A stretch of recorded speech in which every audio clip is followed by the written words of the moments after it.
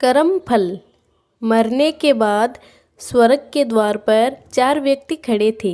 इन 4 व्यक्तियों में पहला राजा था, दूसरा एक बिजनेसमैन था, तीसरा पंडित था और चौथा एक आम आदमी यानी मजदूर था।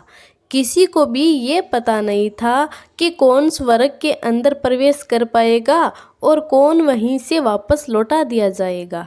सब स्वर्ग का दरवाज़ा खुलने की राह देख रहे थे और आपस में बातें कर रहे थे, जैसे कि राजा को मरने से पहले से ही आदत थी। उसने अपनी बात सबसे पहले बताई। राजा ने कहा, मैं बहुत प्रख्यात राजा हूँ। मैंने धरती पर अपना बहुत नाम कमाया है, इसीलिए पूरी संभावना है कि मैं ही स्वर्ग में जाऊँगा।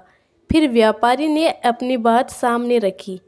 वह बोला, मैंने धरती पर खूब धन कमाया और उस धन से मैंने सैकड़ों लोगों की मदद की, इसीलिए मैं ही स्वर्ग का हकदार हूँ। अब बारी थी पंडित की, तो पंडित ने मुँह खोला और सबको ये कहा, चाहे तुम जो सोच लो, लेकिन ये बात तो तय है कि स्वर्ग के दरवाजे खुलेंगे तो मेरे लिए ही। सब जानते हैं कि पंडित दिन रात भगवान को याद करते हैं, इसीलिए स्वाभाविक है कि स्वर्ग में पंडित का स्वागत किया जाए।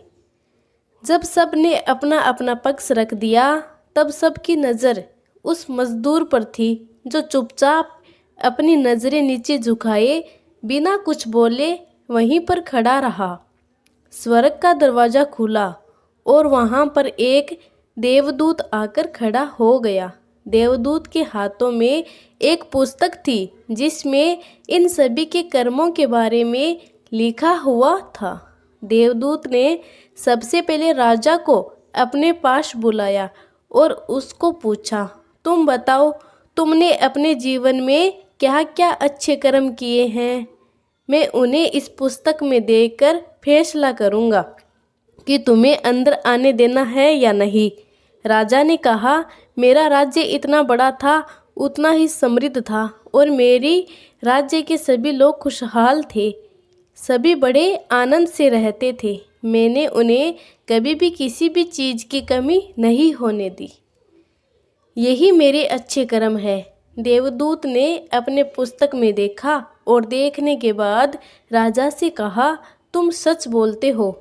तुमने अपने राज्य की प्रजा को बहुत सुखी रखा था, लेकिन तुमने अपने राज्य की सीमा बढ़ाने के लिए जितने युद्ध किए थे, उन युद्ध की वजह से हजारों सैनिकों ने अपनी जान गंवा दी थी।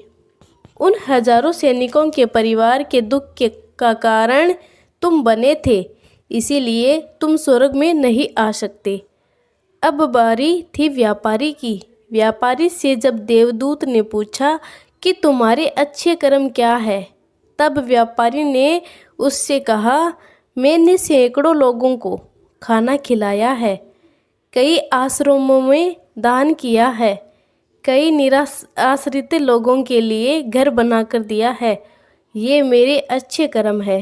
देवदूत ने फिर से अपने पुस्तक में ध्यान से देखा और देखने के बाद व्यापारी से कहा, तुम्हारा कहना भी ठीक है कि तुमने बहुत दान धर्म किया है, लेकिन ये दान धर्म तुमने जिन पैसों से किया है, उन पैसों को कमाने के लिए तुमने न जाने कितने झूठ बोले हैं, कितनी हेरा फेरियाँ की है और कितनी मिलावटें की है, इसीलिए तुम भी स्वर्ग में नहीं आ सकते।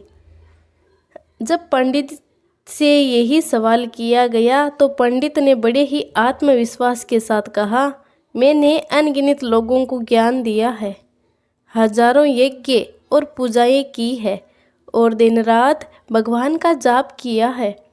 इससे अच्छे कर्म और क्या ही हो सकते हैं। देवदूत ने अपनी पुस्तक के अंदर झांक कर देखा और पंडित से कहा, आपने जितने भी लोगों को जो भी ज्ञान दिया है, उन बातों पर खुद कभी अमल नहीं किया। आपने यज्ञ, पूजा या भगवान का नाम निस्वार्थ भाव से कभी नहीं लिया, इसीलिए आपका भी स्वर्ग में आना प्रतिबंधित है। मजदूर ये सब देखकर हैरान था। वह अब तक जिन्हें महान समझता आ रहा था, उनकी व्याख्या स्वर्ग के दरवाजे पर आकर बदल गई थी। धरती पर जिन कामों को अच्छा समझा जाता है, उनका यहाँ पर कोई मूल्य नहीं था।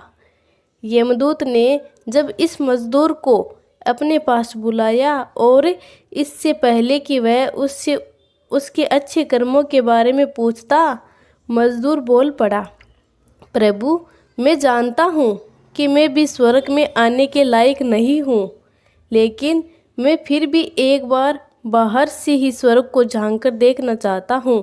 बस इससे ज़्यादा मेरी कोई इच्छा नहीं, क्योंकि ऐसी इच्छा पाने के लिए मैंने जीवन में कुछ भी नहीं किया है। मैं पूरा दिन मेहनत करता और जो भी पैसे कमाता उन्हें अपने परिवार के पालन पोषण में खर्च कर देता। इसीलिए दान धर्म के लिए कुछ बचता ही नहीं। लोगों का भला मैं क्या सेवा करता, क्योंकि काम के बाद जो थोड़ा सा समय मिलता उसको अपने ही बूढ़े माँ बाप की सेवा में बिता देता। और ये सब करने के बाद मैं कभी कभी मंदिर भी चला जाता और भगवान से जैसा भी मुझे दिया है उस जीवन के लिए धन्यवाद कहता। देवदूत ने अपनी पुस्तक में बड़े ध्यान से देखा और थोड़ी देर देखते ही रहा। फिर उसने मजदूर से कहा कि तुम याद करके बताओ, तुमने कभी तो कोई अच्छा काम किया होगा। मजदूर ने थोड़ी देर सोचने के बाद बोला, हाँ, मुझे थोड़ा थोड़ा याद है। एक बार मैं बहुत भूखा था और मैं खाना ही खाने बैठा था कि एक बहुत ही कमज़ोर कुत्ता जो ठीक से चल ही नहीं पा रहा था, वह मेरे पास आ गया और मैंने खाने को देखने लगा। तब मैंने अपनी रोटी उसे खिला दी थी और उस दिन मैं खुद भूखा सोया था। मजदूर की बात सुनने के बाद देवदूत मुस्कुराया और मजदूर को बड़े सम्मान से स्वर्ग के अंदर लेकर गया। दोस्तों, अच्छे कर्म लोभ मोह माया इन भाव में आकर नहीं किए जाते और ना ही उन्हें अच्छे कर्मों की श्रेणी में गिना जाता है। निस्वार्थ भाव से किया गया एक ही अच्छा कर्म भी आपके जीवन के सारे पाप धोने की शक्ति रखता है। इसीलिए जब भी मौका मिले निस्वार्थ भाव से और अच्छे मन से अच्छे कर्म किया करें। राधे राधे।